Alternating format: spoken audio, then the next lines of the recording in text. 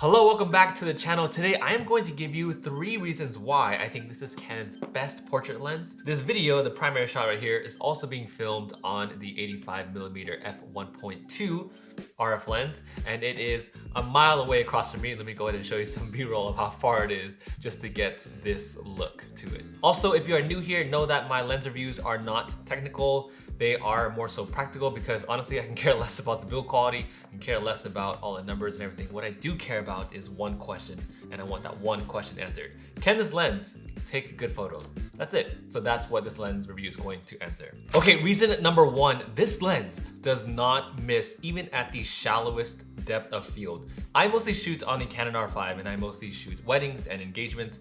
Occasionally I will do families, and the other side, my other channel, focuses all on board games or product photography. So as a premise to what I use this lens for. This lens, even at f1.2, does not miss. If it does miss, that's on me. I would blame me before I blame this lens because it rarely ever misses, especially being paired with the R5. If you've shot with lenses that go down to f1.4, 1.2 previously, a lot of the times those lenses will have different body parts in focus, but look at how sharp everything in this plane is from the 85 f1.2. It is so beautiful, and if you're looking for a lens that really crushes the background and just eliminates everything from that, it gets that really dreamy look to it, look no further than this one. Reason number 2, this lens is extremely sharp and it is so dreamy. Like, look at this family portrait, but notice how every single person is tack sharp and in focus. That is wild shooting with the 1.2 lens. Now, reason number 3, I've heard that people say that this lens is slow or that the autofocus it hunts a lot,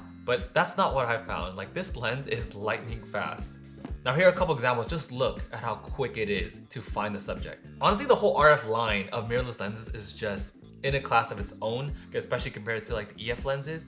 And I feel like the one lens that is comparable to this one would actually be a zoom lens, the 28-70 RF 2.0, the next lens that I absolutely want in my collection, the one and done lens. That would be the new one and done lens. You know, I think that's one main advantage of the 85 over the 28-70 is that it does go all the way down to f1.2, which is a pretty different look to photographers at least. To clients, not so much. They're not really gonna tell the difference between what's shot at 1.2 versus at 2.0, but to us, we're definitely gonna notice the difference, and it'll also give us more flexibility to shoot in lower light. Now, this means that you'll be able to extend your sunset, your blue hour sessions a little bit longer, or at least shoot in a building maybe without flash. I wouldn't do that, especially for a wedding, but depending on the time of day, depending on your architecture, your structure, the building that you're shooting in, then this lens will definitely give you another, I don't know how many scientific stops, 1 or 2 more stops at least of light.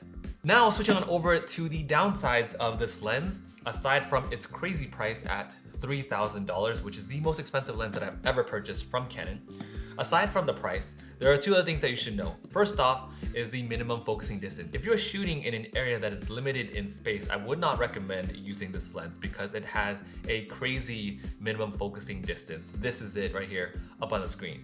So you have to be pretty far from your subject, and that is not including IS that is given in the RF, which will punch in your frame further and further. So if you are looking to get this lens for your next studio session, make sure that you have ample room, or else you're just gonna get half body shots or even just face shots for a majority of your photos. Lastly, the one thing that I really wanted to see in this lens is I wished that it had image stabilization. It would have been amazing for video, and honestly, it would have made the lens perfect for me if it had IS.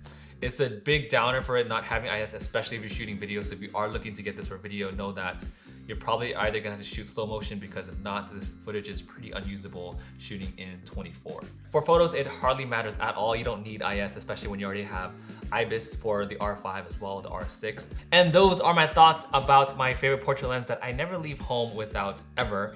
It's always usually 2 lenses. It's this one, and you will see here in my previous review, the 15-35 RF f2.8 lens as well. So those are my 2 main workhorses for photography. But with that, let me know in the comments below if you are looking to pick up this lens, if you're looking to pick up something else, maybe the 28-70 like me. That's definitely the next one in my toolkit.